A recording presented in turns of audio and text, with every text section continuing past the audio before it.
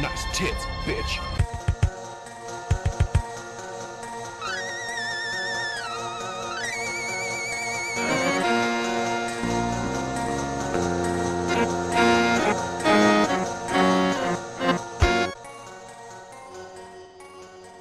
Hello, Fiends and Fiendettes. Welcome to episode 71 of the best horror podcast on 7voltmedia.com We're so and professional. the world. That's so good. Scream Fiends. I'm your host, Xander, and with me once again is Russ. Nice tits, bitch.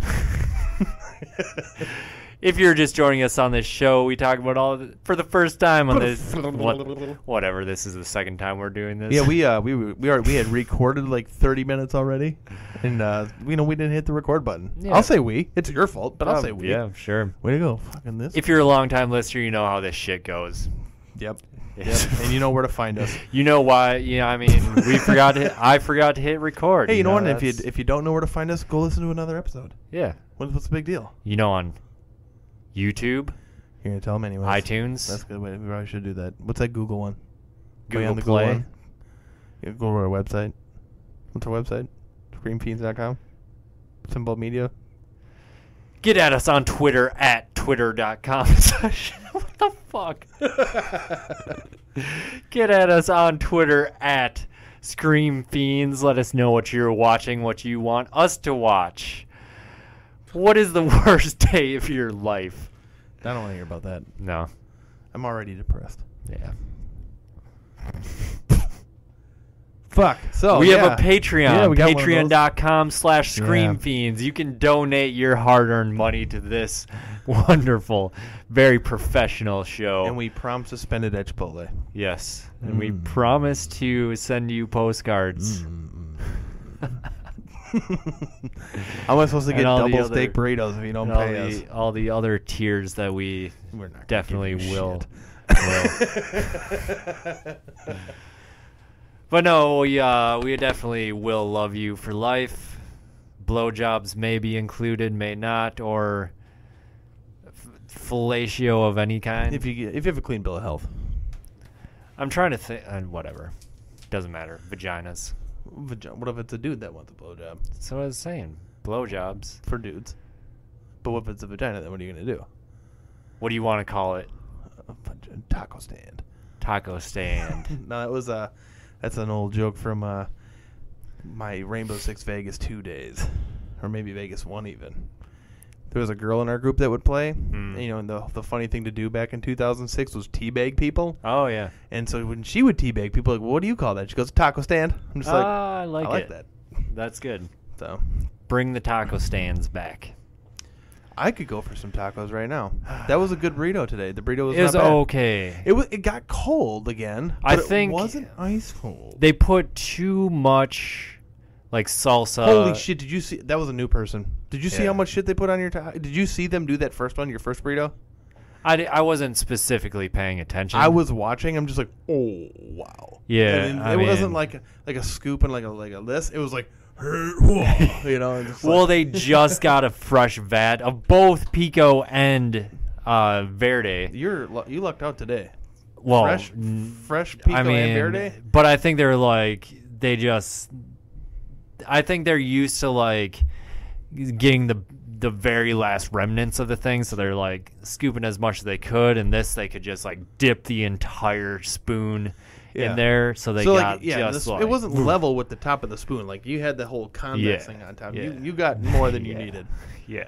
But So it that was green salsa's good. it was way overloaded, dripping down, cold. It was cold again though. I mean, I bet you if there wasn't so much like you had. yeah, you that's had what it pico, is. you That's had what it greens, is. And you had sour cream, and you had corn. I mean, you had everything like to chill that out. you know? Right. We're talking shit about Chipotle, but it's really It was still mine was My good. fault. See what you get one burrito with double meat, right? Because then you have more meat trying to keep that motherfucker warm. Do you have to pay for like another burrito? No, you gotta pay like, I think it's like $2 or something. Oh, that's not bad. That's what I usually do, just because I can't eat 2 burritos, but I want more meat in it. So what I do sometimes is just judge by how much they put on too, because I'm not so much of a dick to just be like, well, come on, what is this? The last time I was here, they were like, you know, I could just say that, but Yeah. I'll just be like, could you throw more on there and make it a double? But so now sometimes I'll just say double, but. Yeah. Patreon.com/ScreamFiends. Did I say that? Yep. You can give us Chipotle money. Money for Chipotle. And support this show. Yeah, we want to get a camera. Cameras. Cameras. Camera. That would be kind of cool. Oh, we can have like multiple cameras. angles. You know, just add more to my editing yeah. process. We'll just have your roommate come down. He can say camera 1, camera 2. We can just switch back and forth. Yeah. We can go like this, like this, like this. And then we'll have to like have a light so we know where to look. Yeah. Yeah.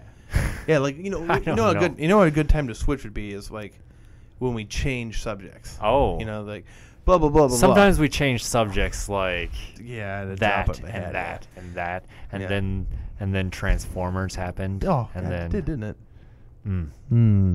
Did that newest one ever come out? Where was it called Last Night? Optimus Prime fights in the Coliseum. There's a football field, I think. What the fuck? I don't know. No, that's Batman. Oh yeah, He's Bane. got a beautiful voice. Was it Bane that blew up the football field? Yeah. Oh yeah. He's got a beautiful voice. Remember, he's like, Tom Hardy. I can't do impressions. Tom Hardy. I can barely change the pitch of my voice. Yeah, so. my Tom Hardy turns into Deckard Cain or whatever. My Bane turns into Deckard Cain. Yeah. Batman, get the Herodra Cube. In any case. Yeah, Diablo. Russ, what have you been watching, playing, etc., etc., etc.? Lots. So, firstly, we'll talk about... I haven't been playing shit. To say that. I haven't been playing shit as far as horror-related goes. Yeah. But I've been listening to some audiobooks. Mm. I started with The Hellbound Heart. That's what Hellraiser is based off, right? Yep. And it is a short story, not a book. Oops. Oh. So I spent a credit on that. Kind of a waste. It was like 2.5 hours. I wish I would have just went and looked for it and read it. How many pages is it? I don't know, but it only took 2.5 hours to read. No. So what was cool about it though, and part of the reason I wanted to get it was because Clive Barker read it. Oh, nice. So it was a Clive Barker reading The Hellbound Heart. That's cool. As on Audible. That's good. Yeah. So that was good. Does it have Pinhead in it? Yep. Yeah. Kind of. I mean, they mention like the Cenobites and stuff, but never really like they talk about. He describes how like their flesh and their suits are like one and the same sometimes, but I don't think they actually ever mention like Pinhead. Like they don't call him Pinhead. I think that's more a product of the movie. Well, do they even call him Pinhead in the movie? No, I don't think so. He's just himself. Well, it's kind of like Leatherface. Like they don't call him, he's never referenced as Leatherface. Michael Myers being referenced as the shadow or the shape. Yeah, he's just the shape. They never call him Mike Myers until the second movie. Yeah, Michael. But what about the puzzle box? The La Malchance or whatever. What's that called? The Lament. I don't know. What's that fucking box called? It's in there. Puzzle box? It's totally in there. La Manchant? I'm looking it up. I don't fucking care. But I listened to that. That was good. I like the movie better. Just because you get a visual with it. Yeah. And but I also listened to The Shining. The Shining? The Shining. The Shining. You want to get sued? The Shining. So I've seen the movie plenty of times. Never read the book. Yeah, if you haven't seen The Shining at this point, that's like it's the same thing with people that say they've never seen Star Wars. Yeah, it's gonna like be how weird. does that? How does it happen? Yeah, were you see, like? I can see where like neglected as a child. I can see where I've never seen The Shining. I'd be okay with that because like parents might not want to show their children The Shining, and if you don't like horror movies, you probably would avoid it, knowing. Because everybody blows this movie up to be like, oh, it's so fucking scary. And it's scary, but it's like, oh my God, it's one of the scariest movies I've ever seen. I don't know if it's more people saying that it's so scary other than like saying it's so good. Like it's just like one of those hallmarks of film, like one of those great accomplishments in filmmaking sort of deals. La Marchand's box. La Marchand's. Ah. But yeah, so in any case, I agree with Stephen King. They ruined Jack Torrance in Stanley Kubrick's movie. But it's not, I guess I don't agree. I don't think it's ruined, but I think you do miss a lot. There's a lot you don't know about Jack Torrance because they just skip it completely. Is it more inner monologue or is it actual, like, fleshed out? They have, like, flashbacks, like full flashbacks of his childhood and, and whatnot, you know, of, like, when his father showed them how to get rid of bees, and you find out his father was a drunk, and, you know, and Jack had drinking problems. But the thing they don't show in the movie is really how much him and Danny are, like, best friends, like, to the point where Jenny? No, the name's not Jenny. What's her name? What's his wife's name? Why is my brain blah, blah, blah. Danny's mom, like, is jealous of Jack and Danny, like how close a relationship is, even after the arm breaking. You really? know, like she was always kind of been a little bit jealous of it, but was happy to see them, you know, like whatever. But you know, Jack loved that kid, you know, and as he wrestles the hotel for his sanity, that's the one thing that keeps bringing him back is Danny. You know, and whatever, you know, they're stranded up there, or how they're going to get down, and you know, there's the snowmobile thing where they're like, oh, I'm gonna get the snowmobile, but then he's like, why should I leave? If I leave, we're gonna have no money. Blah blah. That was part of the trap, is that he didn't have any money. You know, and I wonder if knowing that and watching the movie again, if you would sort of get that without them specifically like portraying it in the movie. See, I don't think so, though. Because it's been a while since I've seen The Shining, so I don't know same how here. much of that is even in there. But even when I think about it, I can't remember really any scenes where you see a ton of affection. Yeah, it seems like Jack is in the movie is pretty dismissive, like almost immediately. Yeah, and so in the book, he's not right away. That doesn't happen until a little later on. You know, and Tony is completely different. Completely different. The groundskeeper? No, Tony is the little voice in his head. Oh. Rad Rum. Oh, yeah. Yeah, he doesn't do that ever. Doesn't go Rad Rum. But he does talk about Red Rum later on. Oh, because he sees that because Tony is trying to show him what's going to happen at this hotel. But then he pushes Tony out at one point of his head. But I can't, like... They take him to a shrink and they talk about Tony, like, why is he named Tony? And I'm sitting here like, did I miss something? Why did he name that thing Tony? And whatever. But what you find out is that Tony was like the middle name or something of Jack's dad. Oh. And so I'm thinking there's a correlation there. Sure. Or something. But it's really good. I really liked the book. I might even just listen to it again. Because it was very good. They changed a lot of things. Are changed from the book to the movie. Is the blowjob scene in it? Mm-mm. No. There's a guy in a dog suit, but he's menacing and like trying to like bite people and stuff. It's not like there's no blowjob scene with the dog suit. There is the lady in the bathtub. Yeah.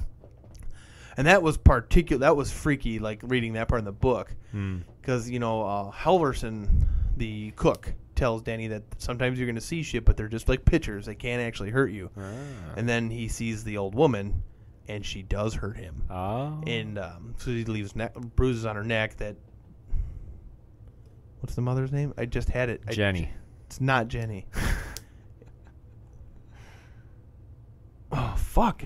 You called her Jenny in the chat. Did I? Yeah. That's not right. Pretty sure.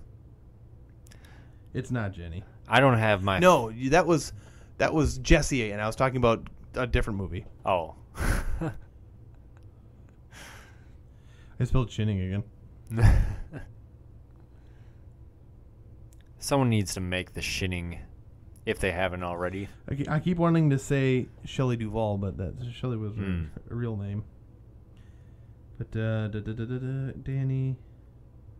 Wendy was her name. Wendy. I was close. Yeah. Wendy, Denny, yeah, sure. Jenny. But yeah, Wendy blames Jack for hurting him immediately. Not necessarily believing that the house is haunted at first, but that fucking house is haunted. Now there's a couple scenes that definitely are Kubrick and not the book. So so with this one, I don't think you can compare them. You can compare the story, but as far as like the experience goes, you can't compare the experience. Yeah. The experience of watching it and the experience of reading are two completely separate things. And the way he changed the movie doesn't take away from the awesome experience that is the movie, but reading the book will add. Like if you see the movie before you read it, the book's going to add value to the characters for you. So you wouldn't say that one is necessarily better than the other? Nope. I think I like them both equally. You know, the one nice thing is that the movie only takes a couple hours, whereas the book takes 15 hours on. And get the version that I think his name is Campbell Scott is the narrator. Read it. I feel like I've heard of Campbell Scott before. Man, he's got a really good voice for it. But so that's why I did those two things, and then the last thing I watched a movie this week. I think we'll probably save a little time for. We'll because we both watched it. Okay, let's wait. Let's get to you first. Yeah, I mean I haven't done much either. I've been on sort of like a movie collection spree almost. But like you're not watching any. I'm of not. them. I'm not. No. Been there. I'm not like in full blown because I used to be really bad. Yeah. Like I think I've talked about it before. Just like going to the used DVD store and just picking out 30 movies. It was like that. But you'd walk out with 30 movies for like $45-$50. I would spend probably $150 to $200 each time I went there. Oh wow! I mean, I would get that many movies. Sure. Like they were still like a few bucks a piece, sure. but I would get so many that just added. You probably didn't even watch half of them. Well, a lot of them were movies I had already seen. I just wanted, in case you want to watch it again. Yeah, exactly. I do that with video games. But yeah, I had like 500 movies at one point, and now they're gone. But you're building it up again. Yes. So I recently got Cult of Chucky, which is brand new. It's on Netflix. But so this is the reason actually why I bought it. I guess the Netflix version isn't the uncensored, like unrated version. And there's apparently a post-credit scene that the Netflix version doesn't have. So I was like... Didn't Netflix fund that? I don't think so. Oh, never mind. Yeah, so... I thought I saw the little Netflix emblem above it when I was looking through movies. So yeah, if you get a chance to watch Cult of Chucky... Did you watch it? Not yet. Oh. Of course not. Hmm? I buy things and then don't watch them. Not only that, but to support the franchise and support horror in general, buy the movie. I was a good Samaritan. I posted on Instagram that I bought it along with a few other movies, and some random person was like, "Hey, can I have the download digital code for that?" And I was like, "Yeah, I don't ever redeem those things, so." That was my good patron act of the day, of the nice month. Of you. Yeah. That's nice. I can't remember their name, otherwise I'd say, "You're welcome." Did you tell them they had to download So-and-so. and listen to every episode of Scream I Fiends should've. first? No, because I don't want to be like that. I don't want to be like, "Oh, you gotta listen to our show and like us a million times."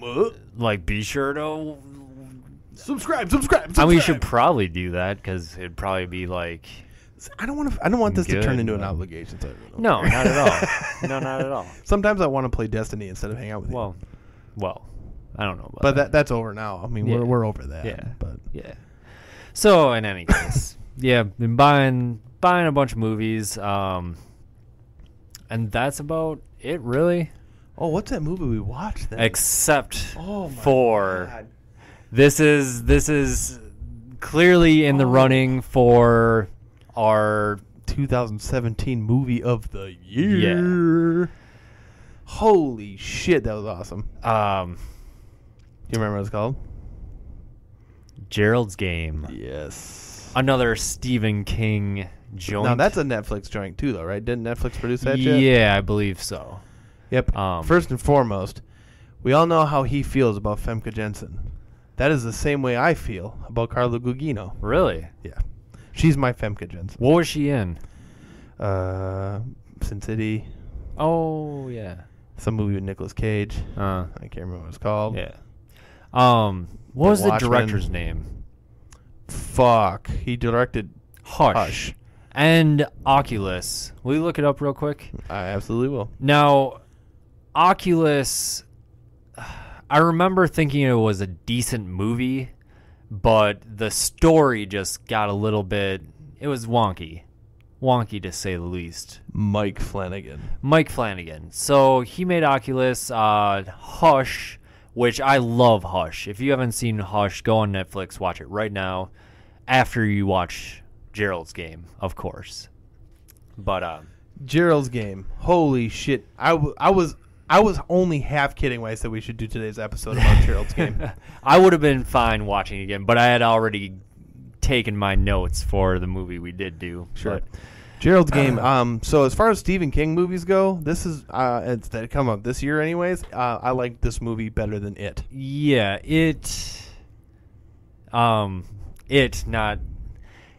Gerald's Game is, I feel, far superior than It. Obviously, It had a much bigger budget, is a much grander scale of a movie and a story. Holy shit! This movie. But yeah, man, they nailed Gerald's Game. Yeah. Like, so what?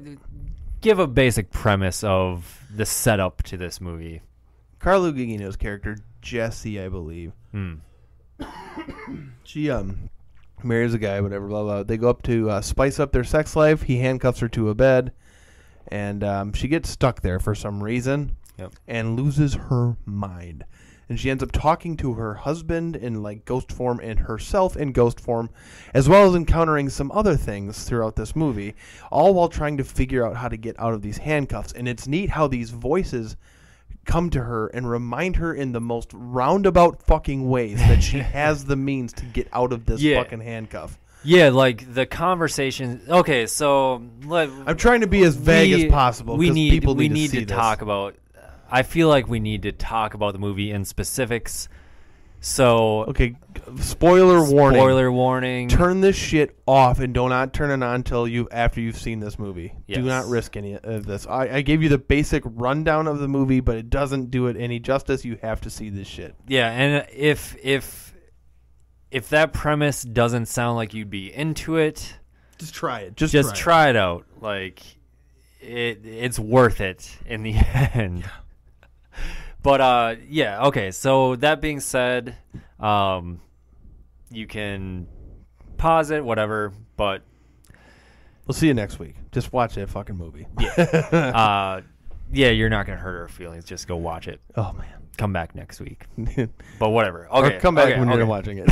So her husband is taking Viagra and dies from a heart attack. Boom. Because they get in a fight. I can't even remember what the fight was. Well, she didn't like being handcuffed. No, because he tells her to like scream and like say no. Like he has this rape fantasy. Yeah, basically. And so he's trying to like he's like getting a little rough, and she starts crying and like kicking him off, and he gets mad about it, and she's like, uncuff me now, and they're talking as she's still handcuffed. And then he has a heart attack before he can uncover. And she tries to prop him up with his legs and fails, and he falls off the bed. And she's like, please wake up, please wake up. But then you see blood on, pooling around his head. Yeah. And we forgot she feeds a weird dog in the beginning of the movie too. Yeah, like a stray dog. And it ends up being like Kobe steak, like super, like actual real Kobe steak, and it's $200 a pound or something like that. A portion, yeah. And but so they when they go back into the house, a little bit of foreshadowing, he leaves the door open. Yeah. Dummy. Yeah. So, he's dead on the floor, and she can't figure out how to get out. And then he comes back and starts, like, yelling at her and stuff, and she's like, what? Come uncuff me. Then she looks on the floor and realizes she's seeing things. Yes. And so he represents to her, like, well, besides her, dead ex-husband, or dead husband, is her, like, kind of like, almost like her father at the same time. Yeah, and, like, also, like, her grief or, like, her despair, you know. Yep. But then herself comes out and reminds her, like, all the good things that she remembers comes from her other half, which is her. It looks like her. Yeah, and it's her strength, like her strong will. Yep. And she's like, you have what you need. He needs those blue pills. And she's like, oh, man, the fucking water. So she gets the water, so she's got to lift this shelf up. So she's got these handcuffs out.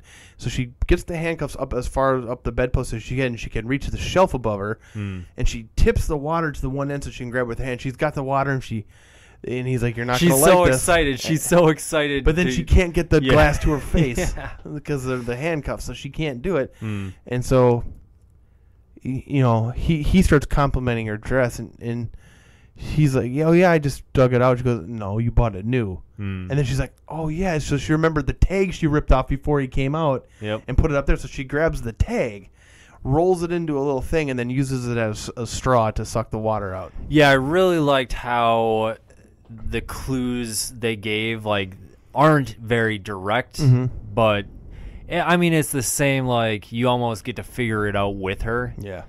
And then the dog comes in. Yeah. And eats her husband. Like, takes a little chunk out of him. She's, like, shooing him away and blah, blah, blah. Yeah, takes a piece off his arm first. Yeah. Then she's confronted, like the first night she's confronted by this weird figure that they first refer to as Death. Death is here. He wants a souvenir, blah, blah, blah, blah, blah. Because once you're gone, he just keeps the souvenirs. And she's like, that was just a figment of my imagination. He goes, why'd the dog leave? Oh, so it's like, oh shit. So was this real? Is this fake? Blah blah blah. Because like dogs are supposed to be, sensitive to that kind of shit. Yeah. So the dog left. Oh man, that was fucking Death. And he's like, yeah, he's coming back tonight. And so the next night she's trying to figure out how to get out of this. Now, meanwhile, she's having flashbacks. I mean, she's stuck there in this bed and she's being forced to relive a really bad time in her childhood where her father sexually assaulted her. Yep. And then kind of coerced her into keeping it a secret. Yeah, I mean, he didn't. And then at this point, too, we get a little reference to The Shining. Oh. He's like, oh, we better tell your mom what happened because, and then he would say something like, she probably won't blame you, but she might blame you for this. But she probably won't. So he's like trying to like guilt her into keeping it a secret, which is just like, just watching that thing was making me fucking sick. Yeah. Just like that whole thing is just gross. Well, what he does is he doesn't actually like touch her, but he jacks off like behind when she's sitting on his lap. Yeah. But then she even mentions like that wasn't even like the worst part. The worst part was when he like put it in her head that like it's her fault. Right. And right. And fucked with her over it. Yeah. And then like kind of just shrugs it off, and then you get some other foreshadowing here too in a second, but so she's dealing with that, and then he says, maybe we should just take our medicine and tell your mother. That's what Jack Torrance in the book screams down the hallway is, come take your medicine. I'm going to give you every last drop as he smashes the roque mallet up and down the hallways. But well, then they get to a scene where they're at the dinner table and they're talking about how much fun they had, blah blah. And did you and your dad have fun? And she zones out and hears this and kind of freaks out or something, but she breaks a glass in her hand and cuts herself. And then her dad is bandaging it, and you can tell she's not feeling too good about the whole thing. So she's forced to confront that, but then she remembers. Yeah, it's one of the clues. Yep. Because she can't figure out how to get out of these cuffs, and she needs to get out now because that death is coming again tonight. And so she decides she's going to cut herself with the glass. And if I were her, I would have drank the rest of the water. You skipped a very creepy scene. Oh, fuck. I'm going to leave that out. Okay. Let's leave that. Okay, Just in case there'll be somebody's some going to keep listening. surprises, yeah. That one is one of the that actually like startled me, like because I was not expecting that. We're going to leave that one out. You and I know. Yeah. We know. Yeah. But you don't unless you've seen it. But the scene after he's done talking to her, that just yeah. So, but yeah, exactly. But that face. Anyways, so she's got to get out, and she remembers that when she cut her hand, that it was super slick. Nothing is more lubricant than wet blood. Yep. So she's gonna cut her hand and wrist to lube up her hand to slip it from that handcuff. So I'm thinking, okay, so why is she gonna cut her wrist? She'll just cut her hand, blah blah blah. That's what I was thinking too. I thought, she'll just break the glass in her hand and then lube it up, and she'll pull her hand through. Nope. No, she breaks the cup in her hand, takes a shard of glass and sticks it into the shelf somehow. Yeah, there's like a notch in the shelf from something. Then she takes her wrist and like drags it over this glass. Cuts for her like wrist. 6 minutes. I mean, it took forever. And she doesn't stop there. Oh. She drags her palm down the glass and gets blood all over. And then it gets worse. She has to get past the cuff. But now her wrist is sliced open, like brutally sliced open. And the skin starts peeling off her hand. Yeah. Oh. And so she's pulling it through. The skin's coming up with it, but she gets her hand through, and her skin's hanging there. Yeah. But she's free. So she goes and she pulls the bed closer and gets the phone that was there. We forgot to mention the phone. Phone's dead. So then she drags the thing over to the table. So the thing about that entire scene is that there is very minimal cutting, very minimal edits. Like from the point she stabs her wrist onto the glass, cuts it, and pulls the hand, like it's almost like one take. That was good special effects. Yeah. Like it was so fucking gross. Oh my god. It actually made me feel ill. I was like, so there are a couple things that like give me the heebie-jeebies when I'm watching a movie. One's like when needles get stuck in people's arms. And like, so it's very seldom that I'm like squeamish. But this, I was like screaming at my TV, like, what? Holy shit! Like, what the fuck? Yeah, this is insane. Like, so I was watching it in my living room, and everybody was sleeping. My wife came downstairs. She's like, "What are you watching?" I'm like, "I'm sorry, is it too loud?" She's like, "Yes." I'm like, "Oh, it was gross. It was so well done. It was nasty." Yeah, like I've seen this being compared to like the hobbling scene in Misery. Sure. But I think this is far and away like way more impactful than that. Like, it's because I think partially because it's self-inflicted. So you just like it's not like it's being done to her really. She's got to do it to herself. So it's just like. Because you put yourself, would you do that if you had to? And the other thing is, like, it just looks so realistic. Yeah, like, it looks sick. It is freaking gnarly, man. Okay, so she gets the key, gets uncuffed, shoos the dog away. Or no, the dog runs. She goes over to get something, I can't remember what it was, but the dog whimpers and runs away, and she realizes that death has come. Yes. So she's walking down the hallway, sees death. She walks up to him and gives her wedding ring because there's a whole thing about how they'll never even find the ring. He's got this bag and it's full of like jewelry and knickknacks. Because that's what death keeps once he's taken you. Yep. And then he lets her go. She gets in a car. Then we get another creepy scene we're not going to talk about. In the car, but she ends up... wait. So she like says to him, "You're not real. You're not real. You're made of moonbeams." Yep. She does say that to him, and hands him the ring and leaves. Yep. Gets in the car, dozes off, keeps dozing off, then has another vision of her father, and then crashes head on onto a tree. But people were up there checking out the house, and they're looking around. She sees him, so she honks the horn, falls out of the car. Wakes up in a hospital, and pretends to forget everything. Yep. Because, whatever. But she's thinking what threw her off was the fact that they never found her wedding ring, despite looking, and they've never found it. So what she's doing is she's got a glove on her right hand, and she's writing this this note, and she goes, I am writing this because it hurts. My hand still hurts to write, blah, blah, blah.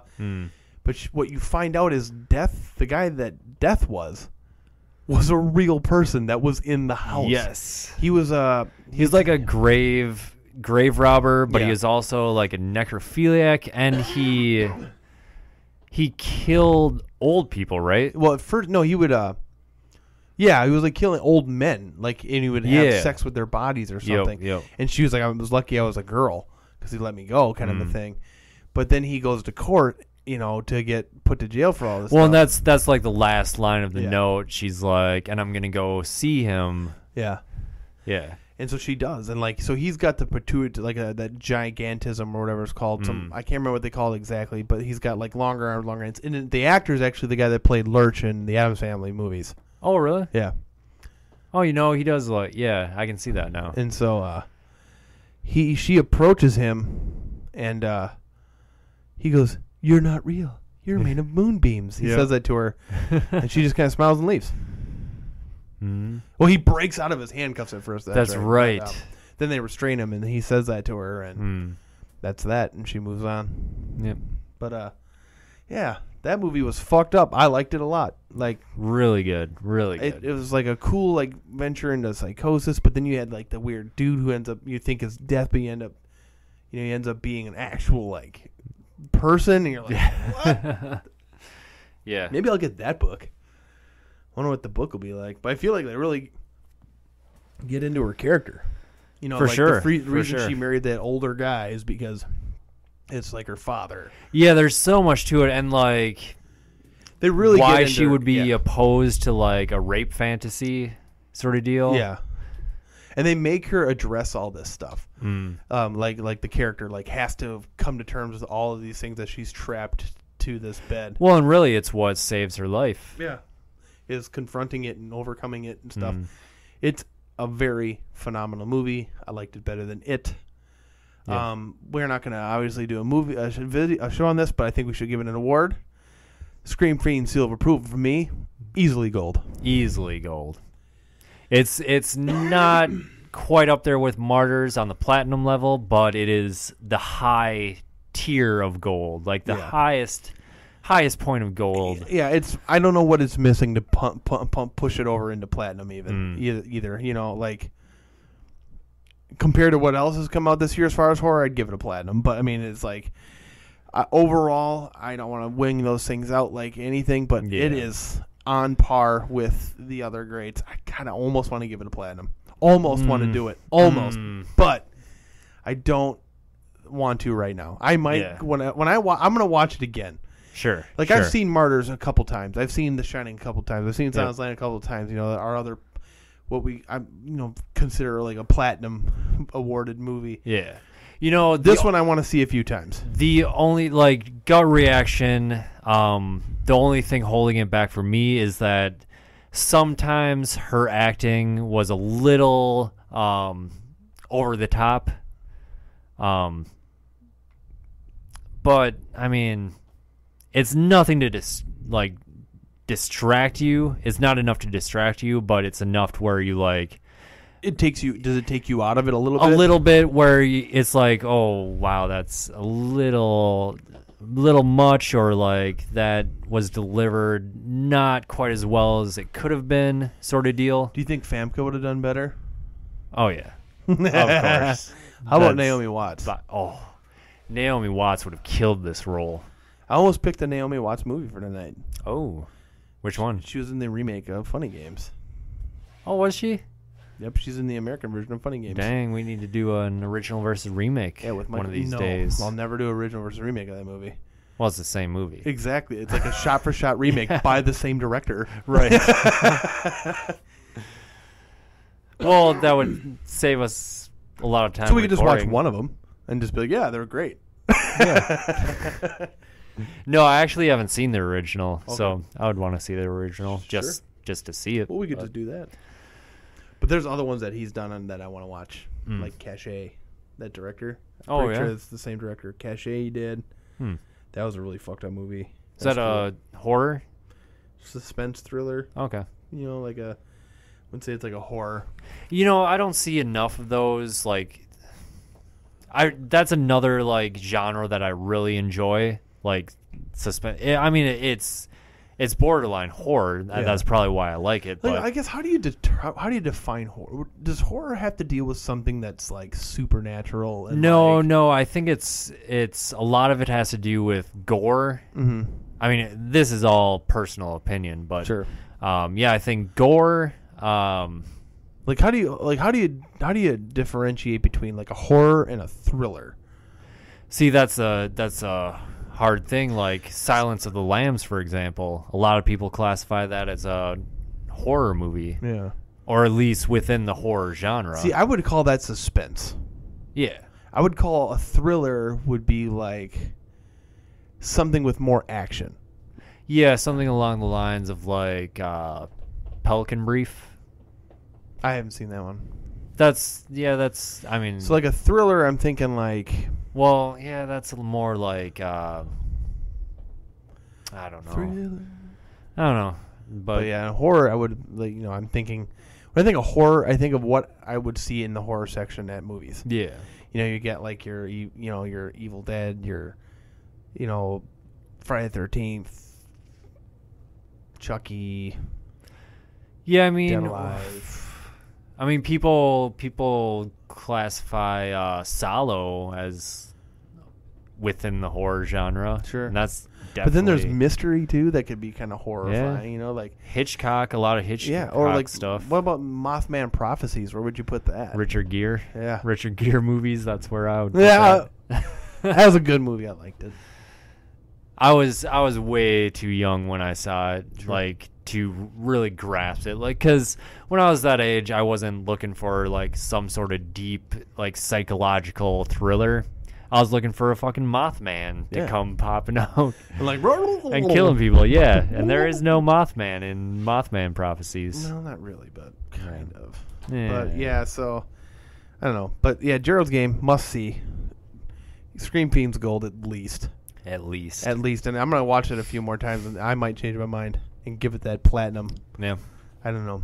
I have a problem with her acting in it. I thought she did really good actually, but I could be wrong. For the most part. Tell us I what you mean- think about. Go see this movie and Yeah. tell us what you think. I think that Carla Gugino did a good job, and I don't think that she did really overacted, but I could see where that you could take those, but I thought they were like moments of desperation. So she just gets in kind of Sure, like sure. it's her losing herself kind of thing. But I could see where somebody might think of it that way. So I would Yeah, I mean, it wasn't. I mean, tell us what you think. more so than not, she was Yeah. good.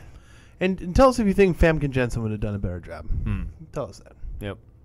All right, we got some news. Some news here. Lay it on Not me. much, but a little Lay bit. it on me, Xander. So there's a strong push for support for Ash versus Evil Dead. Now, if you've listened to us, you know we watched the entire season 2 before every episode. That would be our thing. We would get Chipotle And watch watch an Ash. episode of Ash versus Evil Dead. That's awesome. So you know we love this show. And Bruce Campbell has sort of alluded that season 4 might not happen without like a big push from fans and all that to like show support. He said they even like wrapped up season 3. Season 3 isn't out yet, obviously, but they ended it in a way that wraps up the story like proper, just in case it doesn't get renewed. But yeah, so basically he's like, get the Stars app. You can have a free trial. Binge Ash versus Evil Dead. It'll cost you nothing. Then obviously subscribe on Stars with your cable provider. I think Stars even has like a standalone service now Yeah, I think through so. Amazon, maybe. Possibly. Yeah. I think that's it. Yeah. So I don't know. I'm a fan of when TV shows, go sooner than later. Like, for example, I think that Sam and Dean could have ended a long time ago. And, most TV shows don't need to go more than 3-4 seasons. Sure. So, I mean, does this need a 4th season? Maybe wrapping it up in 3 seasons would be good. The only thing that sucks is I understand they want to make more money doing this, and I get that. And I want to support them, but it's like I don't really need a 4th season. See, but the way I see it is like I don't feel like it's trying to force out a story. Like I feel like it's just naturally going where it's going. Like it's not ending in these huge cliffhangers. Like I don't feel like it's stretching itself too thin. Okay. I guess. I think I want to get to the end of the 3rd season. Sure. But I will support it anyways, just because I like the first 2. Well, the 2nd season. Well, I guess it's like Starz' most pirated show, or whatever. Yeah. But yeah. So buy DVDs, buy Blu-rays. Whatever. Just send money to their house. Yeah. Send letters saying how you and your 4-year-old sit down and watch it every night. Sure. Why not? But yeah, support Ash vs. Evil Dead. Apparently, speaking of television, there's going to be a Purge television series. And I guess it's going to focus on the 364 days that aren't the Purge.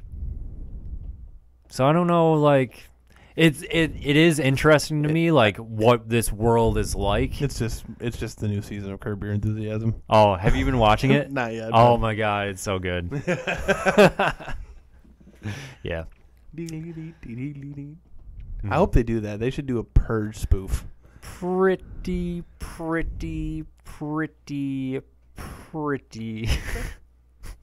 Okay. But yeah. You sicko fucko, Larry. I love Jess White. It's written and directed, I think, by the same guy that made the movies. So, I mean, at least there's that. But yeah, I think it'd be interesting. I don't know how long they could make the series, but I don't know. It'd be cool. I don't know. I didn't really get into the Purge movies that much.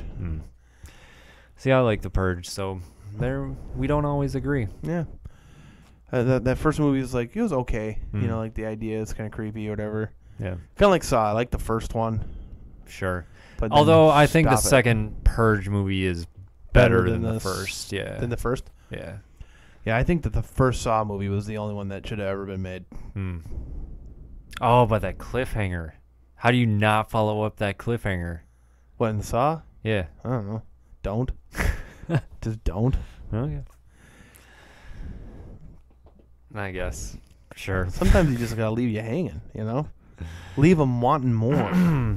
Ridley Scott has Who cares? ideas. I mean, we've known for a while now that his ultimate plan is to bridge the gap from Prometheus to the original Alien, right? Yeah.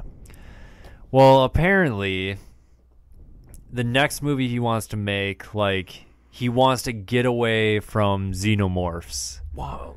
Okay, you already did that once. Yeah, we saw how well Prometheus turned out. Even though I am a Prometheus apologist. Yeah, pretty staunch and defender of Alien Prometheus. Covenant apologist. No, I can't even defend that movie. But dumb. Yeah, so I guess I mean, it's pretty clear when you look at it, Prometheus and Alien Covenant, that he wants to make David like a main aspect of this story arc. So I guess like Alien Covenant ends, spoilers, but who cares? The movie is dumb. But Covenant ends with David flying off to a new planet with the alien spores, whatever they are, the black spores, goo. Who cares? So yeah, he wants to focus on like AI and what AI would do to build a perfect world. So we'll have David playing God, but maybe you should just make Gladiator 2. it would probably be a better movie than whatever. Like, I had to look that up. I couldn't remember if he directed that or his brother. Tony Tony did Top Gun. He did do Top Gun, and that Top Gun 2 is coming out. Yeah, except he's dead. I know, but Top Gun 2 probably better than Prometheus. Probably better than Alien Covenant. Well, I wouldn't say better than Prometheus. Probably better than. How do you Alien. make a sequel to Top Gun? It's probably going to be better than Alien Resurrection. Do you think Tom Probably Cruise better can than Alien vs. handle Predator. how many G's? We were talking about G's last Yeah, episode. you can handle all those G's. You kidding me? How many G's does a fighter plane take? I think the F-16 Max can take up to like 9 before it comes apart or something like that. Do you think Tom Cruise could handle Maybe 9 more than that. G's? Yeah, absolutely. I In guess real he- life? I guess he did hang off the side of a plane in Mission Impossible. Are you talking about in real life? Yeah. Oh, absolutely. He could probably single-handedly like take down any like. Did you see Top Gun? That was a movie. That was a documentary. No, it wasn't. But I believe it. yeah, I don't know what they're gonna do. So I mean, Xenu. I guess they'll be flying around in F-18s instead of F-14s. Lame. I love those Yeah. variable Whatever. swing wings. Whatever.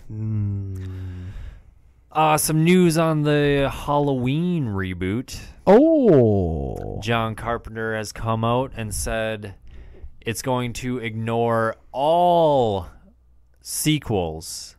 It's going to be a direct pickup directly after the original Halloween. oh, not even the second movie. Right. Oh, So he's saying it's sort of like almost like an alternate they're universe. Disney Star Warsing it I guess. But because we're bringing back Jamie Lee Curtis, right? yeah. But that's the thing. Like, if it picks up directly after, like Laurie Strode, Jamie it could Lee take off Curtis directly after, but like as far as like the timeline goes, it could be it's set to be right after this first movie, but it could be years later. Like it's basically they're just I see ignoring- what you're saying. they're ignoring everything. So maybe Michael Myers went dark for 20, 40 years. When did the movie come out? 79, 77? 78? 76, 74? 70? No. No, it's not that old. Did we do a Halloween episode? Yeah, we did original versus remake. Oh, that's right.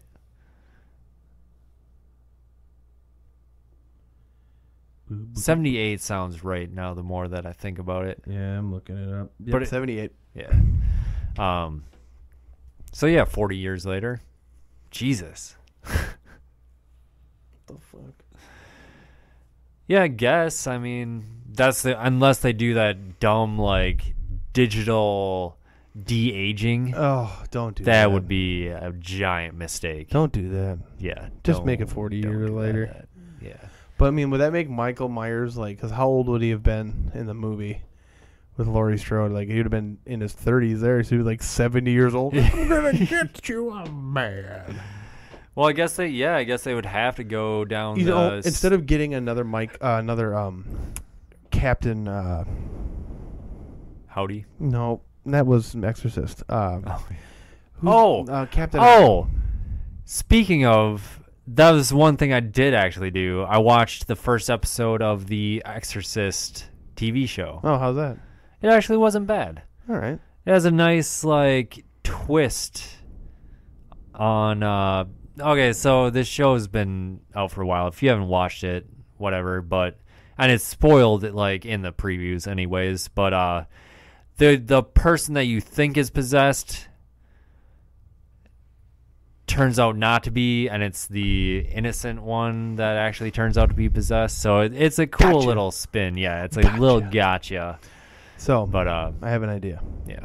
Michael Myers is played by William Shatner. Oh, he doesn't even have to wear a mask. Exactly. That's because he's going to be supposed to be like 70, 80 years old at this point. He's Yeah. got to be. Yeah. There we go. I had to look up. I could think of William Shatner, but I was like, what was his name in Star Trek? Or he takes off his mask and it's William Shatner. So it's like, and it ends up just being a Travelocity commercial or whatever those commercials he was doing. yeah. And then John Carpenter comes on the screen and goes, and then leaves. yeah. yeah. Fucking I hope John Carpenter does the score for this. He better. Yeah. That's coming up. Oh, shit. When is that? November 7th? Yes. Right. Yeah, if you go see John Carpenter live, let us know Yeah. what you think, because I'm sure we'll give our thoughts on that performance. It's going to be cool. Can't wait. All right. You were teasing me with something earlier. Are we All at right. that point now? Yes, we are. Oh. So, a game that I know you've been talking about for a while now finally got a release date, like a firm release date. And that game is Agony. Oh, no shit. Okay. Yeah. When's that coming out? And is it So, it's coming on PS4? I don't think they've listed specific platforms, but March 30th is the release date. All right. And I think there was something to do with like getting physical copies for consoles.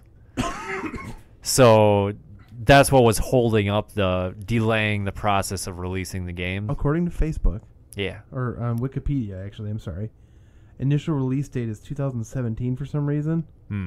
But it looks like the platforms are going to be PS4, Xbox One, and Microsoft Windows. Yeah. Yes, I don't have to because I won't be able to buy a computer in the end of March No. because at the end of April I'm having a kid. So Yeah. fuck, I'm gonna get that game. That's going to be looks nuts. See, the hard thing for me is that I hope the environments differ enough. Did you watch the long gameplay footage?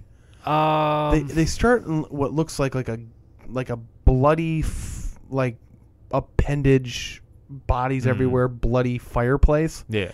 Then it gets into some creepy ass Rainbow Road shit. I saw that, yeah. So I'm thinking the environments will change. Yeah. And the monsters will change.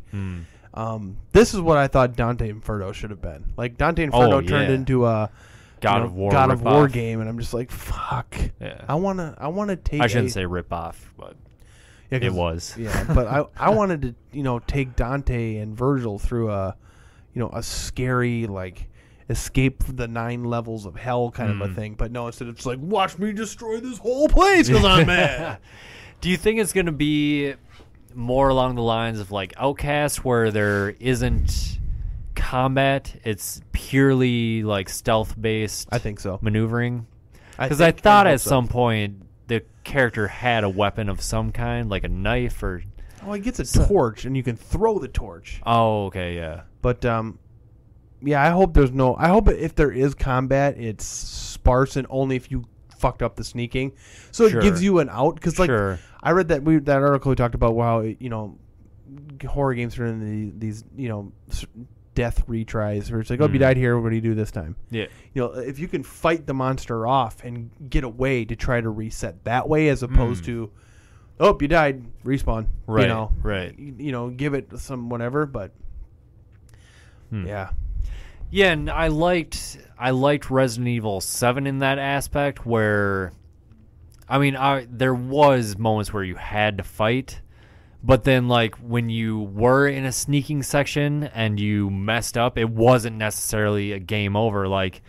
You had things happen that didn't happen to me, where he cuts my leg off. Hands me some stuff to heal it because he's just toying with me. Right. And then bursting through a wall, different things where it's not you feel he saw you, now you have to start over. Did you get through that first part where the first part where you break out of the chair when you're eating with the family and you got to sneak under the floorboards? Yeah. Did you get past that without him coming through the wall? No. I did. Really? I got past that. I managed to sneak enough to get under the floorboards, and he didn't come through the wall. Then you know how he comes back at you with that weed whipper chainsaw thing, and he chases you back into there? Yep. That room? Well, I'm like, okay, so I did the same thing and got by him. He came through the wall in that part. I was like, I didn't see that coming. Scared the shit out of me. That was awesome. Forgot about how that game came out this year too. Yeah, January. So I mean, that's what gets tough when we're picking game of the year and all that. Like games have come out all year, obviously, but yeah, January is tough to look back and be remember that. Yeah, but, that one's going on my list. Yeah. For sure. Fuck. Yep. Agony though, that one looks really fucking crazy to me. Same. That one is one I want to play, and then there's that Giger looking one, that H.R. Giger. Oh yeah. What's that one called? I can't remember, but it looks like biomechanic. I know what you're talking about. Yeah. But that one I think might be getting only a PC release. Well, and then there's that Call of Cthulhu game. Yep, I saw little bits and pieces of that. Yeah. So many games. Fuck video games. Stop making so many. Monster Hunter comes out in March too, doesn't it? I think it comes out in January. Oh, okay. So that'll be a nice solid. Oh, yeah. I mean, Monster Agony Hunter obviously isn't going to be like as time consuming as Monster Hunter. Agony will pull me away from Monster Hunter for a while, for sure. Yeah. But Monster Hunter is going to take up just because of what I got going on in my life. Monster Hunter is going to take up a lot of my time next year. Yeah, that's going to be pretty much it. Depending, and then when I get bored of that, I might go back to Destiny. DLC, but Monster Hunter is going to be my baby next year. Yeah, Monster Hunter is so good. I'm sure it'll be good. All right, it's that time. Yeah, fuck, we're good. Oh yeah. All right. This episode's movie of the week is 2010's Frozen. Are you guys sure about this? Yeah, it works all the time. All you have to do is go over there and you say, like... I said that I could pay for all 3 lift tickets, and then I left my credit card at the gas station. Right. Totally on money. Just not enough for all 3. Can't believe that movie's almost 10 years old. No, and not we didn't watch a Disney movie here. It's not that Frozen. We were talking about lesser known horror movies. Obscure horror movies. And although I don't feel like this movie is obscure or very obscure, I think it's definitely an underappreciated, underlooked or overlooked. Yeah, overlooked. Underappreciated, overlooked. Gem out there. Having never seen this until today, and having purposely passed over it just based on the fucking idea of this. Like, how are they going to make this good? Right. I've never seen this on purpose, and I am happy to say that I've seen it today. Yeah. So it's starring Sean Ashmore as Joe Lynch. I know him mostly from The Following with Kevin Bacon, because everything with Kevin Bacon is great. And especially Tremors. Oh, yeah. He's going to be in the Tremors TV series, like the premiere episode at least. Yes. And that commercial of him watching him, I always like that commercial. I just love that Kevin Bacon. Oh my God, Kevin Bacon is the greatest man who ever lived. What was it? The Invisible Man movie. What was that called? Hollow Man. Hollow Man. I love that one. We'll have to do a Hollow Man episode at some point. That's good to me. Emma Bell as Parker O'Neill. Kevin Zegers as Dan Walker, and Ed Ackerman as Jason. Okay, so right off the bat, Parker and Dan were dating. So if they would have gotten married, her name would have been Parker Walker. Yeah. Parker Walker. It was written and directed by Adam Green. Now, the funny thing about this is, I talked about like overlooked horror movies, whatever. Adam Green wrote and directed both Hatchet and Frozen, and they both came out in 2010, same year. And Emma Bell is also in Hatchet as Parker O'Neill. Now, I don't remember if it's the same character, but her name in Hatchet is Parker O'Neill. Weird. Yeah. And everyone knows Hatchet, but I feel like no one ever talks about Adam Green's true masterpiece, Frozen. Frozen. So how does it start off? So it starts out, you get some neat establishing shots of a ski lift or of the big wire cable that's pulling the chairs along the way. And then we meet our three main characters, Joe, Parker, and Dan. Like you mentioned, Dan and Parker are dating, and Joe is The third wheel. third wheel, Dan's best friend. And a lot of this is a lot of the things we learn about these characters and character development, I guess you would say, is through their conversations. And I think it's right off the bat here. Well, okay, so they're at the bottom of this hill. They're at like an actual mountain, not just like a man-made ski resort, whatever, ski hill. Mount Holliston. And they're talking about getting on the lifts for free. They don't want to buy a ski pass, essentially. So they get Parker to go over Yep, and use her womanly charms too. Yeah, because they're planning on their usual. They've done this before, and they have a usual female ski lift operator that they're like, oh, we'll just the shift change is coming, then she'll be they here. like Joe. She likes Joe. Yeah, You know, Joe's a chick. Oh yeah. I remember Joe. You'll know Joe from X-Men. He's one of the X-Men guys. He's the Iceman. Yeah. Or the following. Or the following. Yeah. Hey, Kevin And- Bacon's in X-Men First Class. Is he? Yeah, he plays the bad guy. Oh, that's right. Yeah. Kevin Bacon, the man. And so shift change happens, Yep, does. and it's not their lady ski lift operator. No. It's Jason. Oh, that's her brother's name. Yeah. So yeah, Dan like unzips Parker's ski jacket like to show her brassiere and boobs. Boobs. She's gonna go seduce this guy to get in the thing. Yep. And which she does. She succeeds, and they don't think so at first. But the important part isn't her doing this. The important part is the conversation that Joe and Dan have Yes. about how this is supposed to be their thing, and yeah, because this is their thing they do together. They've been best friends for a while. They don't know for how life much at this point. essentially. Yeah. Yep. But then they see her get in the line, and then kind of look like she didn't get him to do it. But then she smiles and waves, so they go over, and then they get on the thing, and the guy's like, "I thought you said it was your girlfriends, and then they all get on the thing, and they're It's like, riding up, and then the awesome music that you would expect from like early 2000s, late 1990s yes.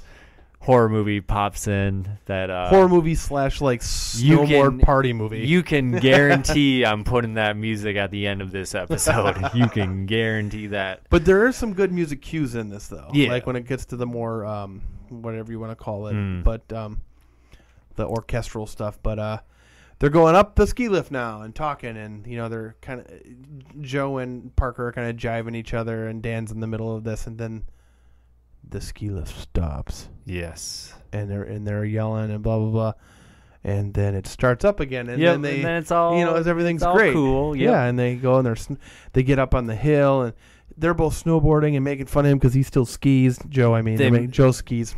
Lame. Oh And yeah, then, yeah. Joe makes the comment, "Oh, it's not gonna last. It's just a fad." Yep, and he was wrong, but then he sees a girl having trouble with her bindings and goes to help her out, and then her boyfriend comes over and pushes him down. Yeah, he was just trying to help, man. Yep, but it's actually not her boyfriend, and you find all this shit out later. Anyways, they end up going snowboarding and skiing. Okay, never mind. That happens later. Yeah. But so her name is Shannon. Shannon. Yep. And so they make Parker wear a helmet. Yep. She doesn't like that, but she does it anyways. She and falls a lot. Yeah. And actually, she's bad. She's bad at PSA, snowboarding. if it is your first time snowboarding and you're renting a board or whatever, take the goddamn free lessons. And secondly, just be careful. We took a friend snowboarding his first time. Yeah. Didn't wear a helmet, didn't do nothing, and we said, take the free lessons. We'll wait for you. Yeah. And I was like, when I first came out here, I took the free lessons, and it probably, whatever. So I'll figure it out.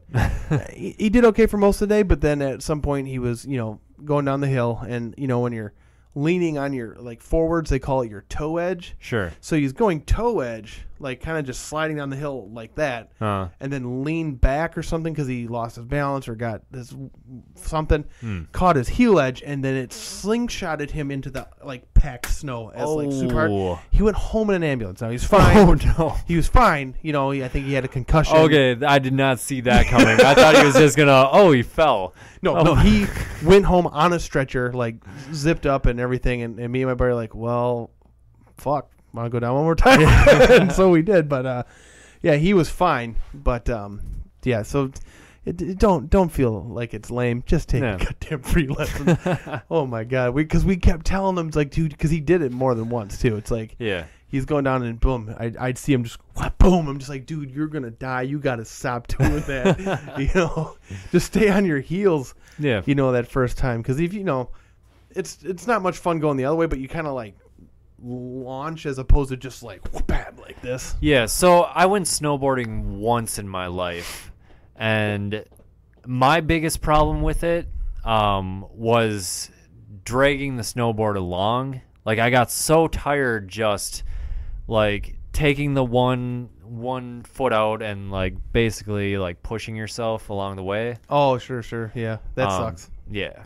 So that kind of turned me off of snowboarding. Yeah, we got yelled at too because did you see how the snowboarders would dangle their feet, but they would have the 1 foot hung underneath their board? Oh yeah. And so you have to hold your board up. Now, granted, your boots are stiff, whatever. But what we would do is because the boards that you rent were stomp-ins or stomping bindings, so you just grab the end of your board and stomp your foot in it. So when you hit the thing on top, you were already clicked in, and you could just kind of go. And then they'd yell at you for that. It's no, click into it because I imagine that they don't want you getting bound up and falling off the fucking thing. Sure.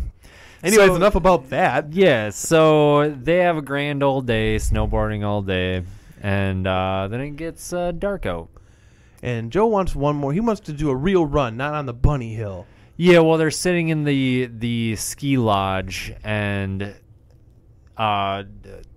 Parker's off doing something. I don't know if they even say what she's doing. Yeah. And so Joe and Dan are talking. Joe's bitching. Yeah, why'd she even have to come along? She's not good at it. He wasn't trying to be mean about her being suppose, there. Yeah. He's just kind of I want to go do this. This is our thing, blah, blah, blah. Yeah. And then she goes, you guys go ahead, blah, blah, blah. It'll be fine. And then they end up all going anyways. Yep. But they're closing it down because a storm is a-coming. And Joe runs into Shannon one more time, and she explains, oh, that's my ex-boyfriend. We're just trying to stay friends. And clearly that's not going to work out. And basically they have a thing.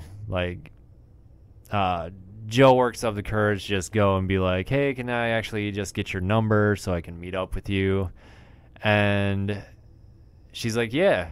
And then this establishes that Joe doesn't have his phone on him. He's like, I don't snowboard and have a phone. Yep, and they hit you with this twice because she wants the key to go to the locker and get the phone too, and he's like, "You're just gonna get phone calls. You're just gonna see messages from your mom bitching and moaning about stuff." Yep. So you see them. You see the director shows you twice that they're not gonna have their phones. Yes, and so you can't be bitching well, why didn't they have their phone? And you don't have to worry about that trope of oh, I don't have service. Why I'm no service here. Yep. So yeah, that's good. I thought that was good. They established that, and not in a very overt way, but it's absolutely overt. Oh, okay, yeah, sure. But it's not bad. But it's overt. It's not it could be worse. Yeah, I mean I guess they don't do it in a way where it's like, I guess if you didn't know what was about to happen, you wouldn't think twice about it. It wasn't like, it's not like they're turning directly to the camera and being like, I don't have a phone. Yeah. Yeah. No, but they're pretty adamant about making you know that they should have probably have had their phones on. Yep. But and then he's like, do you have a pen? And she's like, I don't. Snowboard with a pen. Yeah. So he's like, all right, never mind. Just throw it at me. I'll remember it. So she gives him the number 630-7684. I don't know. Oh, 830. 830. Sure.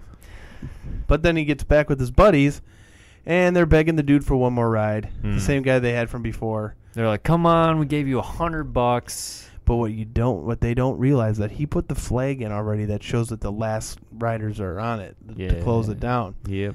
And so he lets them go though, Mm-hmm. and they're going up there, and he's off his break now. He goes, "Hey, there's 3 more riders coming down, then we're good." Well, what they didn't know is there was already 3 other riders on the hill. Well, so what happens is another guy comes over and he's like talking about he has to work the next weekend. He's like, no, it's my brother's bachelor party or something like that. Like, that can't happen. And so he goes off like mad to talk to his boss or whatever. Yeah. And as he's leaving, he's like, there's 3 more people up there, then it's clear. Yeah. 3 more coming down, then it's clear. So they're going up. They see 3 riders go underneath them, and they're laughing about this and that, asking each other questions, harassing each other. Yeah, and the guy that's currently down there like has to take a piss. Like he's anxious to get out of there. Yeah. So he sees the 3 people come down, shuts it down, then it stops, and they're like, "Oh, it got stuck again." And they're talking, laughing about things, talking, blah blah blah, and like. He's telling the story. What story was he telling? Because he finishes it as the lights are going off. Yeah. I can't remember what story he was telling, but yeah, it's super cool. Joe's telling Parker and Dan a story, and as he's telling stories, you hear all the way down the hill, like starting from the bottom, coming up. Yep, and the lights are going down one at a time. At this point, they freak out. Yeah, and. At first, it's really bad. They're really freaked out, really bad. Well, they initially think that maybe the ski lift operator is like playing a prank on them. Yeah, like I don't know, because they gave him shit or whatever. But yeah, they soon realize that it's not. Yeah, they're fucked, and they're super high up at this point. And the whole time we're watching this movie, I'm thinking of ways to get out of this. Yeah. And they pretty much try every way that you and one of them works. Suggest. And they all would have worked if it wasn't for an outside source that joins the party in a little bit, which we'll get to. But they're there for a little while, and her face looks like it's getting frostbite, and this gets Dan spooked. And also, I think this would have happened before this too. She goes to pull smoke out and drops her glove. Yes. So she loses her glove, and it's like freezing outside. Now, I have a fix for that. If you're watching this on YouTube, I just fixed that problem. I just fixed that problem of losing a glove. Some jackets, though, you can't pull up more than is what's covering your wrist. Okay, I'm going to fix it again. Fix that problem again.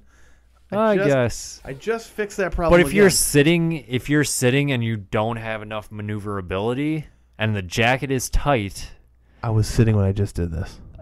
Yeah, but that's a sweatshirt. Come behind me and stand and pull my sweatshirt. I will do this. No, you won't. All right, we're doing this. Pull it tight. I will do this. Oh no, I lost my glove trying to get a cigarette. Oh. Well, I mean. How tight? Why would you wear a jacket that's that tight? I'm just saying. Why is there somebody holding on to me, man? The jacket looked tight. Well, you can just they're up there, right? Watch this, right? I'm sitting, right? Yeah, I'm sitting. I'm not moving up, but this. I'm unzipping this, right? And I'm gonna pull this part of my arm off, right? And look at this. Ready? I can do this, right? And now watch what I can even do here. I can put my fingers down here. I'm gonna re-zip this shit up. Now I got my arm in here. I'm good. And watch this. Watch this. Oh, man, I really want those cigarettes, though. Cigarette. Oh. Poof. Poof.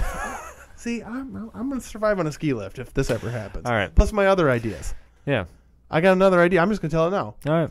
They're stuck on this ski lift. They just got stuck, right? The lights have gone out. What are they going to, how can they get down? Right? So my first idea was like, we'll just crawl across the top of the wire. Yeah. Apparently those wires are razor sharp. I didn't believe it at first, but he explained to me that he's actually had experience with these wires. Yep. I will take his word for it. Yep. Fine. Rope ladder made out of jackets and snow pants. And they're not going to freeze to death because they're not that far up the hill. And See, I don't know. Go I down don't the hill. know. I don't know how far they actually were. She didn't die. And I just gave up the whole movie. Okay. But yeah, but she also Yeah. had her jacket on. All her jacket stuff on. And it was daylight. Sure. But I really think that it would have been fine. Like, I mean, how cold could it have been? Even if it's like 10 below, I mean, they could have gotten down the hill, right? They could have huddled together, gotten down the hill, broke a window in the chalet, and gotten in the chalet. I guess we would have to know how fast you die from exposure or hypothermia. Yeah, I mean, because they were still clothed. I mean, that's the thing is they would still have boots on. They'd still have pants and shirts and sweaters because all they wouldn't have is their jackets and their snow pants. And even then, they might have been able to do it without their. They could have kept the snow pants on even. Maybe. You know, or they could have just done it with the snow pants and not the jackets and kept the jackets on. But I think they would have been okay. It'd be pretty risky, though. I think, well, just climbing down a ladder made out of coats would be risky. Yeah, because You know, or a wouldn't rope. know if they would tear Yep. or come untied, whatever case. Sure, but I think it's better than what they did. Yeah. Okay. So it looks like she's get frostbite here, and it sends Dan into a panic. And he goes, I'm just going to jump. Yep. And they're arguing about it, and he jumps. And breaks his fucking legs. It doesn't end very... No, his leg well. his leg does not only come out of his leg. Like, his bone doesn't only penetrate the leg, it penetrates his snow pants. Yeah, so... Those fucking things are like Gore-Tex. I mean, both his leg bones are now protruding from his... And visibly... yeah. Yeah. So they're making tourniquet. They throw him scarves and things to make a tourniquets for his legs, and he's going to try to scoot down the hill. So, yeah, Parker takes her scarf off and throws it, but it gets blown in the wind and ends up getting caught in the trees. So she's now she doesn't have a scarf and he doesn't have a tourniquet. Yep. But they throw down, it wasn't gloves. Well, one thing was looked like a handkerchief and something else. I can't remember. Mm. But it doesn't matter because shortly after he succeeds in that, you hear a wolf howl. Yeah. And this is the part that bothered me. I get it. They need an enemy, but I don't know that a wolf would just be in that general vicinity that fast after all the other humans have cleared out of there. Just with the little bit that I've studied on wolves.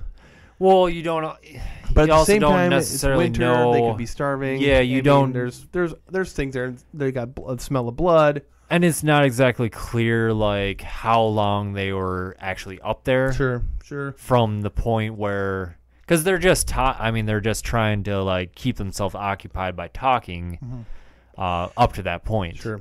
I think a bear would have been more suitable. I think it would have been more appropriate for what gets them. But I get what they're doing. It's good. I'm probably wrong anyways, but I don't know. I was like, oh, come on. Maybe it's just because I like wolves. But so you hear the wolves, and they're freaking out. Yep. And so now Joe tries your secondary escape plan. Well, what happens first is a wolf comes and he starts growling at him. And then she throws her snowboard at the wolf, and the wolf takes off. That's right, yes. And then more wolves come back. So he's going across, and then he looks down and he sees that Dan's being... Well, and it doesn't show it. Yeah. He stops, and then he comes back. And she's like, what's going on? And then he instantly is like, do not look down. Like, don't look down. down. Dan is screaming, don't let her look. And so what happens is Dan gets eaten by wolves. Chowed down. So this is depressing. Like, that was sad. Like, and they're both crying, this and that, and Dan gets eaten by wolves. So it's terrible. Yeah, so he doesn't die instantly from the fall, but He dies from getting eaten by wolves. he doesn't make any. He hits the ground and doesn't move until he's dead. So no help from him. Yeah. And it's too bad, and then what we get from the characters at this point is they kind of blame each other first, and then they come together. Yep. And then they tell stories about like why he doesn't have a girlfriend and this and that, and then he decides we can't just let him die and have us give up For nothing. Yeah, because he tells the whole story about how they met. Like in first grade, Dan was a fat ass, and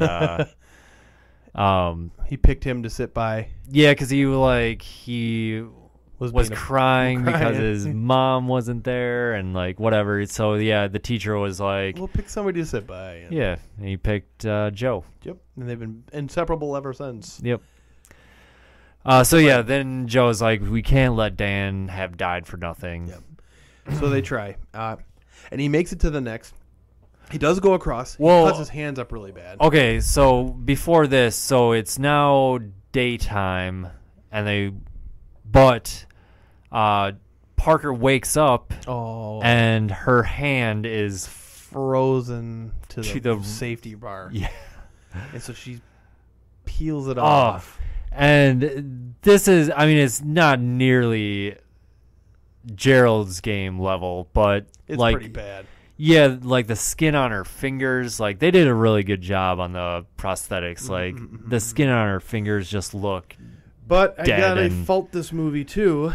In subsequent scenes, though, the skin is missing. Yeah, because when she does finally rip her hand off, there's like distinct, Like, bloody finger, Fingers. like skin marks left on the rail. but she takes it in stride and she goes, "Yeah, I'm okay." When he asks, and she figures out her frostbite's getting worse, and she rubs it off anyways. Yep. And then they decide to go for it, and so he goes across. Then the wolves come back. Well, the wolves are coming back, and they're looking up, and they're waiting for him to fall. Kind of a thing. So meanwhile, a bolt is coming Holy loose shit. from the chairlift. Yeah, so the chairlift's about to fall. Yeah. And so he's going across, gets to the other cart. His hands are fucked. But he goes, "Throw my extra stick because I'm going to need to defend myself, when the wolves come." So she's like, "Okay." Then he makes it over to the ladder because on each post, for the line, there's a ladder on each one. So he gets to that one, goes down the ladder, and gets attacked by the wolves immediately. Yep. Manages to fight him off and then run. Yep. And she doesn't know if he's making it or not. Yeah, he's gone. He's gone. Yep. Well, she falls asleep and wakes up again, and nobody's there. So you can assume he didn't make it. Sure. Or he left her up there because, he took his best friend. Yeah, I mean, I was expecting maybe like now she wakes up and he's not there and they kind of delayed a little bit, but finally you see like the police sirens in the distance. And Or maybe they'd go the route of like, she doesn't know how much time has passed, figures she didn't make it, goes to make the jump herself, jumps, breaks her own legs, tries to get away from the wolves, doesn't, and that's right when they pull up on snowmobiles. Yes, kind of thing. that actually, yeah. That's not what happened. No. So what happens is she finally decides that she's going to have to jump because the thing is coming undone, this and that. Yep. So she gets up and starts to like hang from the thing. Then it falls and she grabs on and she's holding on for dear life. And then there's like a safety line or something that was like caught it, but it's starting to snap. So she just lets go. Yep. Falls, survives the fall just fine. Doesn't break her legs. Doesn't break her legs, but then the big chair comes and hits her on the leg. Yeah, falls down and Yeah. lands on her leg. How that doesn't break her leg, I don't know. It did. But did it? Yeah, remember she couldn't walk. Oh. Yeah, she went down in her belly the whole way back. I thought it just hurt her leg, but Well, I imagine that like a broken ankle. I'm sure. Yeah, like her ankle was broke. A chairlift fell on your Yeah, foot. because she tried to stand and couldn't. So she crawls all the way back, and then you get to this. Like the music is kind of whatever, but then she starts to come upon a trail of blood, and the music starts coming in again. I thought that was good. Then she finds the carcass, chewed up ass carcass of Joe. like it's his entire like jacket and shirt is ripped off. It's like a naked torso almost, and it's just pieces everywhere. Yeah, and the wolf kind of growls at her, then barks a bit, and then they go back to the body that they're already eating, and she just gets away. Yeah. She's going. She gets to like a street, and a car's coming, and she's like waving. It's like there's no way they didn't see her, but they just kept going, and then she falls down, and then a van's coming. I'm like, oh, that's how they're gonna kill her. Yeah. But the van swerves, squabbles, spins out, and smashes her head. No, misses her. Oh, I know. Oh yeah. And then the guy gets her. Are you okay? Okay. Gets her in the car, calls the hospital, and he's talking to her, and she's just kind of sitting there. And he goes, "Don't worry, it's going to be okay." Then the last thing she hears is Dan saying, "Don't worry, it's going to be okay." And then she closes her eyes. You get the title shot and Frozen, and that's that movie. Yeah. And you know what I was thinking when she's sliding down the hill? I was like, she's much better, like, flopping down the hill, sliding on her body than she was at snowboarding. But whatever. Yeah. Yeah, I mean, I That's really that like movie. this movie. Yeah, I actually really liked it as well. I could see it is overlooked. It's a suspense thriller. It's kind of a thing. The gore was gross. The acting wasn't terrible. I didn't find the characters. I thought the characters weren't annoying or anything like that. It wasn't they weren't like the coolest characters by any means. Sure. Maybe a little bit larger than life in some aspects. But yeah, and what I really liked about this movie is that, first of all, it relies purely on tension. Yeah. To get as far as like mood. Well, the tension and like despair and like it's a movie that is just kind of depressing. It's very Martyrs like in that aspect. I mean, Martyrs is a whole nother beast, but I mean, as far as like the existentialism and just pure despair and hopelessness. Yeah, that's what this movie has. It's got and so that's it. That's just it. It's got that hopelessness to it. Because they're this ski resort is only open on weekends apparently, which is also weird. It's like I could see them being shut down while the storm's there. Yeah. But, like, why wouldn't they be open during the week? Like, the ski resorts around here are open during the week. I don't know. And so that also, to me, was kind of like, what? Oh, we forgot about the part where a, like, snowplow person comes. There is a snowplow coming, but then it gets called back. But they're throwing shit at it. You cannot get the guy's attention. Yep. That sucked. Yep. And then the other thing I really like about this movie is that, like, all of the exposition is done through their conversations. Like it doesn't like when he talks about his past, you don't get a flashback. Right. You know, like when we think of bad exposition, like in Silent Hill, where it's like this 20-minute flashback. This explaining everything that is going on. This is just like a 5-minute look into the character, and it's really kind of like to eat up time because that was my thing. How do you shoot a movie about people stuck on a ski lift? Right. I can understand being scared about being stuck in the water, in the middle of the water with nothing around you. But you're on a ski lift at a resort with a ton of fail-safes, which apparently all failed, and and I don't for some reason they're going to be closed. I didn't get that either. And also, I had all sorts of different ways you could have got out of there. And, like, the odd placement of those super aggressive wolves, which is like... I mean, because they have those wolf sanctuaries, and wolves take to people, like, in those senses really easily. I don't know. Maybe they were starving wolves. That would be my only guess, but I doubt it. Speaking of, like, the exposition and, like, their conversations, like, one particular one that stands out to me the most is when Joe is talking about, like, if he ever... He's describing, like, his perfect life, whatever, and if he had a dog, he would name it Steve. And it's a pretty, like, lighthearted conversation. And then... Parker then realizes, well, my dog is going to starve to death. Like, I didn't tell anyone where I was, and she starts losing it again. Yeah.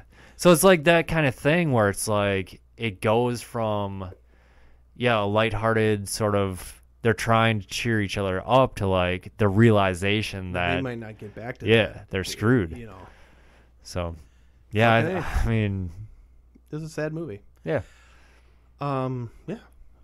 I would give it a I'll give it a Scream. Personally, I'll give it a Scream Fiends seal of approval. yep. Do you want me to go first because I've never seen the movie? Sure, Before sure. you do yours.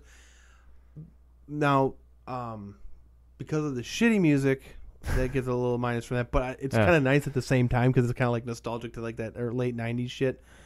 I thought the actors were fine, but I thought maybe I just had this thing about I wish they would use more plain-looking people. They're just like too pretty sometimes. But even he was kind of gruff though. No, I think they did a good job there. There is a continuity error with the skin.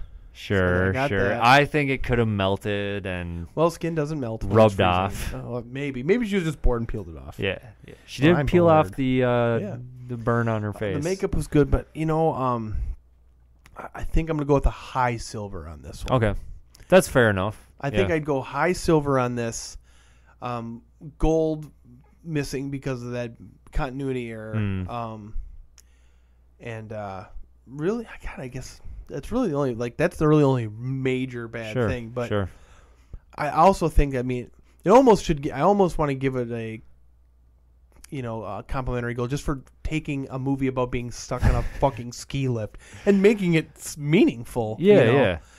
But I gotta go because Gerald's Game I find to be leaps and bounds better than this movie, and I only give that a gold. So I feel agree like with this that. has gotta be Sure, a you silver. make a good point. Yeah, I will definitely. I think that's fair. It's A high silver, almost. that gold. is certainly fair enough. Yeah. Like high silver, good. Yeah. As if these things mean anything, anyways. But No, we're really on a sliding scale. Yeah, It's like- it's all over the place.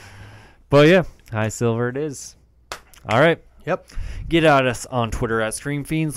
Let us know what you thought of Frozen if you've seen it, and we do recommend it. Highly recommended. Patreon.com/ScreamFiends. Donate if you would like. We would love if you did. 7voltmedia.com. You can find all the other shows that our people do. Zero XP Podcast is the video game podcast. Freedom Anime and Professional Wrestling is the Anti-Seinfeld show. There's a Tower Radio show that sometimes is on about Destiny, the game, if you're into that sort of thing. And that's about it that's going on right now. But yeah, I think that's about it, right? Sounds good to me. From us at Stream Fiends, so long and farewell.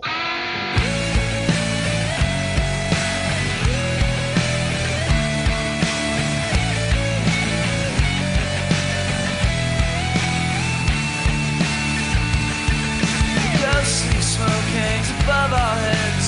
She moves slow from place to place. Your tongue is dry, your ears they ache. Your eyes are cold, your skin is dead. You come on like a dream, silky and sweet. King of nothing, queen of born. You wish that you had never been born. You wish for nothing, you wish for sleep. You can hold the air, but leave us alone. You can hold the air, but leave us alone. I've listened to you many nights, but you don't sing. You murder songs, and you will travel before too long. The moon is waxing clean and white. You crawl close to the earth, your bellies are down. The six-pack's empty long ago.